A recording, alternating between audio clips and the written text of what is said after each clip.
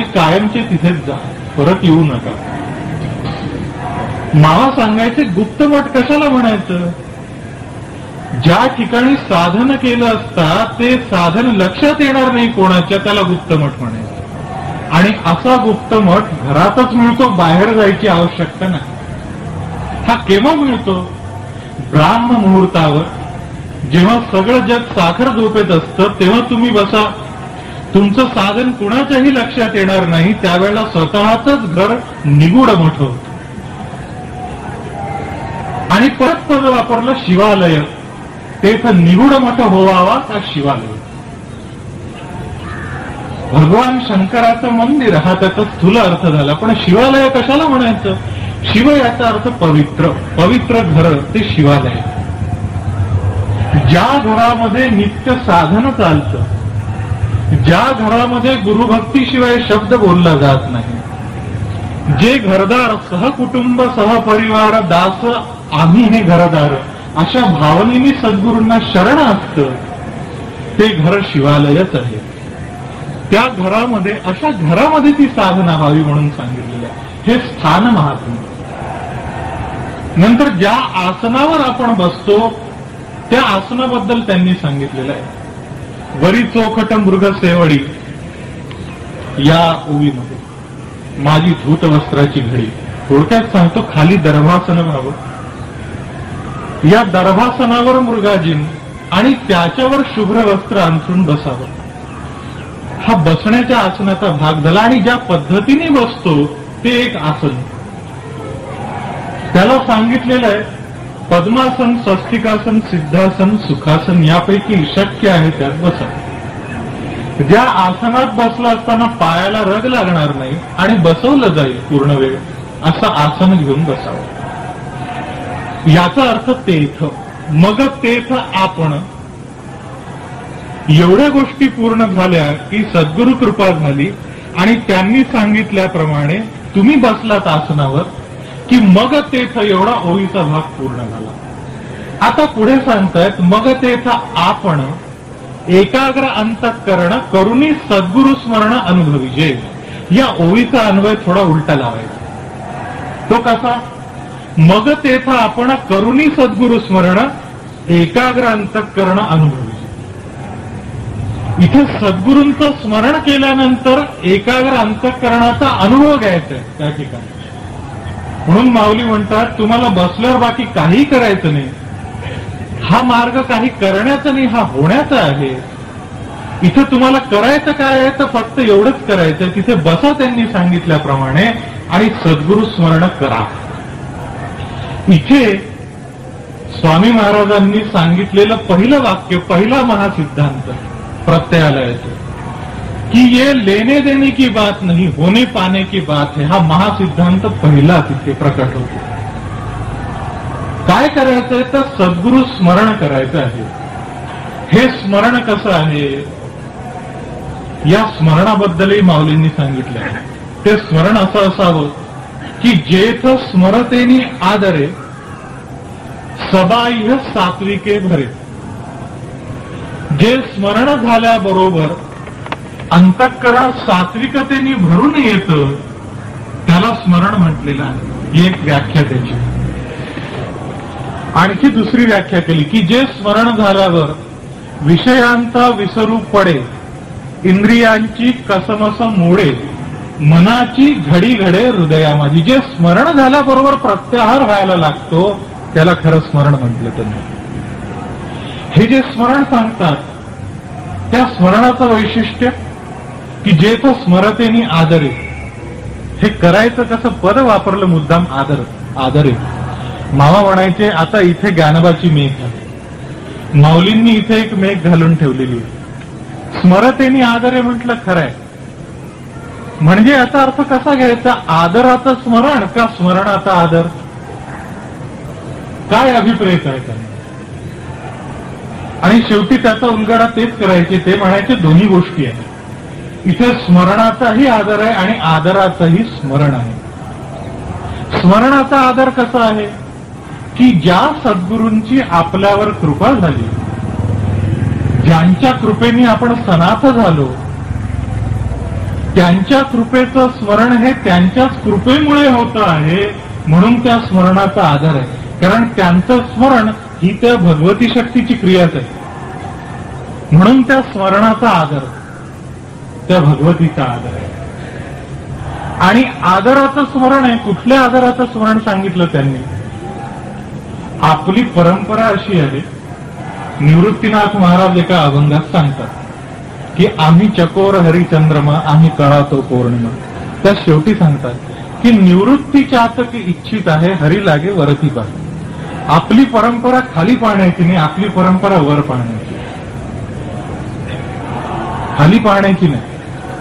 मामा त्याचं मोठं सुंदर विश्लेषण करायचे. ते म्हणायचे साधू आणि भिकारी याच्यातला फरक कसा ओळखावा? तर भिकाऱ्याचा हात जो आहे तो सदैव असा असतो पसरलेला, आणि साधूचा हात सदैव असा असतो आशीर्वादाचे.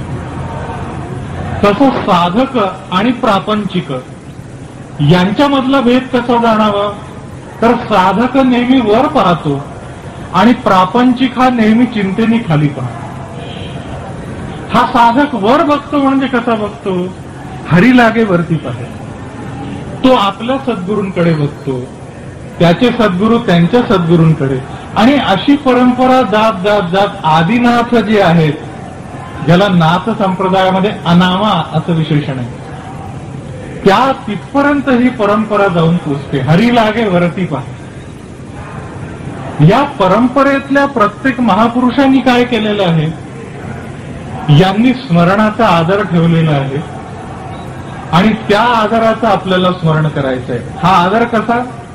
की सद्गुरूंच्या स्मरणाने त्यांना जो अष्टसात्विक भाव दाटून येतात त्यांच्या ठिकाणी, सद्गुरूंच्या स्मरणाने त्यांना जे गदगदून येतं सद्गुरूंच्या आदराने, त्या आदराचं आपल्याला स्मरण करायचं. हा भाव कसा असतो? मी महाराजांचं एक उदाहरण सांगतो. थोरले महाराज,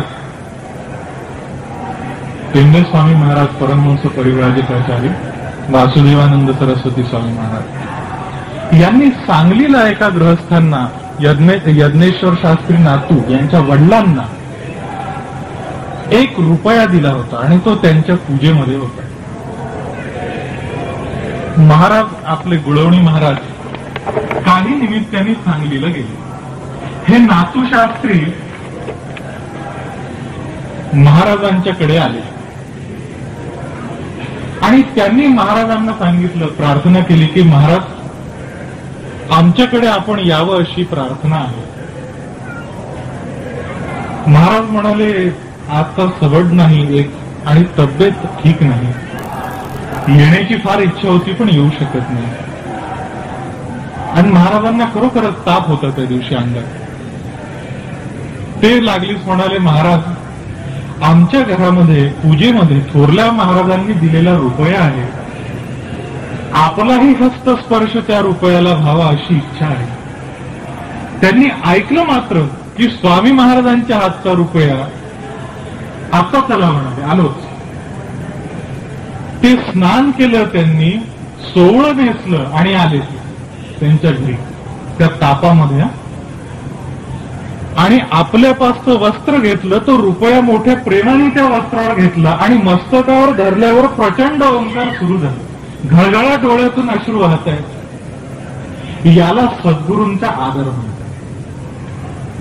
हे जे आपल्या परंपरेतले एक एक महापुरुष आहेत, हे सगळे हिमालया एवढे उत्तुंग आदर्श आहेत. या आदर्शांपर्यंत जाणं आपल्याला शक्य नाही, पण आदर्श ठेवायचाच आहे, तर तो पर्वतीचा ठेवणे, हिमालयाचा ठेवणे, यांचाच आदर्श ठेवावा. जन्मभर जेव्हा प्रयत्न करू तेव्हा थोडे तरी त्यापाशी जाऊ. म्हणून माऊली सांगतात की तेथ स्मरतेनी आदर आहे. या आदराचं स्मरण करायचंय. आपल्या सद्गुरूंना परंपरेचा जो आदर होता त्या आदराचं स्मरण करायचंय. आणि असं स्मरण जर करता आलं तर सबाह्य सात्विके भरे, तरच अंतःकरण सात्विक भावाने भरून येते. कारण ही जी गुरुकृपा आहे, ही गुरुकृपा झाल्यानंतर बाकी लक्षणं गौण आहेत त्याची.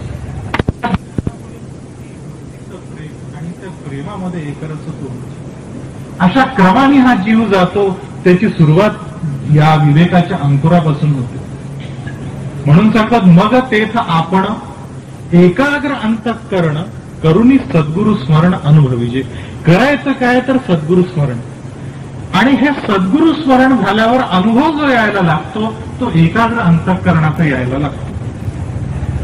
त्या अनुभवाबद्दल ते सांगतात की विषयांचा विसरू पडे. हे जे अंतःकरण आहे, अंतःकरण चतुष्टय सांगितलेलं आहे, मन चित्त अहंकार बुद्धी. आणि नाथ संप्रदायामध्ये अंतःकरण पंचक सांगितलेलं आहे, पाचवं त्यात चैतन्य स्वीकारलेलं आहे त्यांनी. हे जे अंतःकरण आहे हे अंतःकरण एकाग्र व्हायचा अनुभव यायला लागतो. जे हे मन जी आहे या मनाची धावपळ थांबायला लागते, त्याचे संकल्प विकल्प थांबतात, चित्ताचं चिंतन थांबतं, बुद्धीचा विचार थांबतो आणि अहंकाराची गडबड थांबते. असं हे अंतःकरण चतुष्टय जे पांगुळायला लागतं आणि सुख आत उत्पन्न व्हायला लागतं. म्हणून माऊलींनी तर सुखाची व्याख्या परत केली की हे सुख असं अद्वितीय आहे आपलं की जयाचेनी झालेपणे पांगुळा होई जे प्राणी. ते झालं की प्राण पांगुळतो असं ते सुख आहे. आणि या सुखामध्ये तो साधक गाढ बुडतो, गाढ बुडतो. माऊलींनी शब्द वापरलाय, अशा सुखामध्ये तो बुडला की तयात डोलू आला, त्याला डोल येतो, त्या आत्मानंदामध्ये तो डोलायला लागतो. हे जे सुख आहे ते सुख उत्पन्न व्हायला स्मरण कारणीभूत आहे. प्रपंचामध्ये आपल्याला प्रपंचाचं स्मरण झालं की ते प्रपंचामध्ये ओढतं आणि परमार्थामध्ये सद्गुरूंचं स्मरण झालं की ते सद्गुरूंकडे ओढतं. मामा नेहमी सांगायचे की 3 गोष्टी महत्वाच्या आहेत. प्रपंचामध्ये वित्त महत्वाचं आहे, या देहामध्ये पित्त महत्वाचं आहे. प्रपंचामध्ये वित्त नसलं तर कोणी विचारणार नाही त्याला. या देहामध्ये पित्त बिघडलं तर त्याचे हाल होतील. तसं परमार्थामध्ये चित्त बिघडू देता कामा नये. परमार्थामध्ये चित्ताचं महत्व आहे. आणि हे चित्त त्या सद्गुरूंकडे लावणं, त्यांच्या चरणी लावणं, याचं हे कार्य ती भगवती करत असते. त्याला एक सुंदर दृष्टांत दिलेला आहे. एक तिबेटी संत होते. ह्या संतांना चीनमधल्या त्यांच्या एका भक्तांनी बोलवून दिले. ते चीनमधल्या एका शहरामध्ये 3 मजली इमारतीमध्ये वरच्या मजल्यावर तत्वचर्चेसाठी जमले. ते शहर भूकंपांसाठी प्रसिद्ध होतं की थोड्या थोड्या वेळानं तिथं भूकंपाचे धक्के बसायचे. यांची चर्चा सुरू झाली आणि प्रचंड असा भूकंपाचा धक्का तिथे बसला. त्याबरोबर तो जो माणूस ज्यांनी त्या संतांना बोलवलं होतं, तो शेठजी, तत्व समजून घेण्यासाठी ज्यांनी बोलवलं होतं, तो उठून खाली धावत सुटला, पळून गेला तो तिथनं. त्याच्या मागोमाग त्याचे नौकर आणि हे जे संत होते ते होते तिथेच बसून राहिले जागेवर. थोड्या वेळाने तो धक्का शांत झाला, हानी काही झाली नाही. हा पळून गेलेला परत आत आला आणि तो समोर येऊन बसला. त्यांनी नमस्कार केल्याबरोबर यांचं विवरण जिथे थांबलं होतं तिथून त्यांनी परत पुढे सुरू केलं. तो म्हणाला, महाराज थांबा, पहिल्यांदा माझ्या शंकेचं समाधान करा. माझी शंका अशी की एवढा भूकंपाचा धक्का बसला, आम्ही पळून गेलो, तुम्ही जागेवरच शांतपणे कसे बसलात? तो म्हणाला, बाबा रे तू चुकतोय, तुला स्पष्ट करून सांगतो म्हणाले. हा भूकंपाचा धक्का बसला, तूही पळालास, मीही पळालो. तू बाहेर पळालास, मी आत पळालो, एवढंच. तू बाहेर त्या प्रपंचाकडे पळालास, मी आत माझ्या सद्गुरूंच्या चरणांकडे पळालो. आणि म्हणून तू जो चलविचल असलेला भ्रांत चित्त होतास, तो भ्रांत चित्तच राहिलास आणि त्यांच्या कृपेने मी मात्र स्थिर चित्त राहिलो. असा फरक. म्हणून मग तेथ आपण एकाग्र अंतःकरण करुनी सद्गुरु स्मरण अनुभवीजे. अनुभवाचा भाग जो आहे तो हा भाग आहे. माऊलींच्या सांगण्याप्रमाणे बाकी अनुभव हे क्रिया आहेत सगळे. आणि या भगवतीचे अनुभव ज्याला आपण म्हणतो, या अनुभवांमध्ये ह्या क्रिया त्यांना आपण अनुभव म्हणतो, पण माऊलींच्या दृष्टीने तो अनुभव नव्हे. ते म्हणतात अनुभवाची सुरुवात जी आहे ती एकाग्र अंतःकरणापासून होते आणि भरला घनदाट हरी दिसे या अवस्थेपर्यंत अनुभवच अनुभव आहे. तो अंतिम अनुभव त्यांनी सांगितला. ही अनुभवांची सुरुवात जी आहे ती सुरुवात त्या सद्गुरूंच्या स्मरणाने होते, म्हणून ते स्मरण विशेष आहे. आपण या ठिकाणी जे जमलो आहोत हे कशासाठी? त्या स्मरणासाठी जमलेलो आहोत. ज्या महापुरुषांच्या कृपेने आपल्याला हे सगळं प्राप्त झालं, ज्या महापुरुषांच्या कृपेने हा अनुभव आपण घेऊ शकतो, त्यांच्या कृपेचं स्मरण आहे. लोकनाथ तीर्थ स्वामी महाराजांच्या चरित्रामध्ये अनेक दिव्य प्रसंग आहेत. त्या भगवतीच्या अनेक मधुर लीला आहेत. अनेक व्यक्तिमत्वाचे त्यांच्या पैलू आपल्या समोर स्पष्ट होतात. किती सांगावेत. लहान मुलासारखे निरागस असे स्वामी महाराज, शौचाला स्वाब झाली म्हणून आनंदाने सांगणारे, अरे आज पेट साफ हो गया म्हणून आनंदाने सांगणारे स्वामी महाराज. रस्त्यामध्ये गाय पडलेली तिला बघून कळवळणारे स्वामी महाराज. दुकानदारांनी साखर कमी दिली म्हणून त्याच्यावर क्रुद्ध होणारे स्वामी महाराज. अशी अनेक स्वामी महाराजांची रूपं आहेत. माझ्या दृष्टीने स्वामी महाराजांचं आपल्याला महत्वाचं जे रूप आहे ते स्वामी महाराजांचा महाराजांना अनुग्रह झाला तेव्हाचं आहे. ते आपल्या दृष्टीने फार महत्वाचं आहे. ह्यांनी स्वामी महाराजांना त्यांचे कष्ट पाहून कि वामन हमसे ये कष्ट देखे नहीं जाते, बैठो, आणि असं म्हटल्याबरोबर जी कृपा केली तीच कृपा परंपरेने आपल्यापर्यंत आली आणि त्याच कृपेच्या